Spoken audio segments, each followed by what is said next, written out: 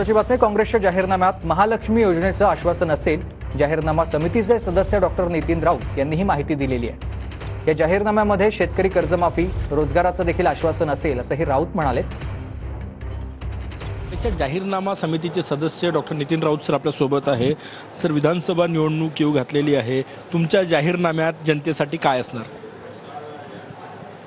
खरं पाहिलं तर जेव्हा आमचे नेते श्री राहुल गांधी यांनी संपूर्ण देशामध्ये भारत जोडो यात्रा केली, त्यानंतर त्यांनी भारत जोडो न्याय यात्रा पण केली। या दोन्ही त्यांच्या यात्रेमध्ये अख्खा देश त्यांनी ढवळून काढला। त्यामध्ये महाराष्ट्र हा दोन्ही पार्टमध्ये होता।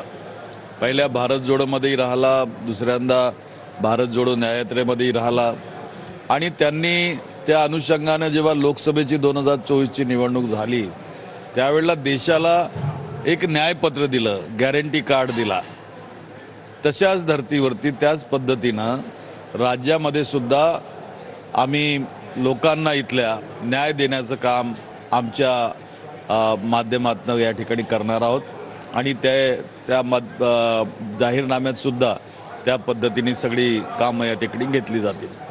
कुठल्या धर्तीवर जाहीरनामा असेल महाराष्ट्राचा? आता यापूर्वी ज्या राज्यांच्या निवडणुका झाल्या, तेलंगणा असो, कर्नाटक असो, काय असेल? मोठ्या प्रमाणात शिक्षण, रोजगार, स्वास्थ्य आणि सामाजिक न्याय या 4 विषयांवर, आणि शेतकरी हा सुद्धा त्याच्यातला एक महत्त्वाचा घटक आहे। अशा या 5 विषयांवर आमचं या ठिकाणी गॅरंटी कार्ड राहणार आहे, न्यायपत्र राहणार आहे। कॅमेरामॅन सचिन सयामसह गजानन उमाटे, TV9 मराठी, गोंदिया।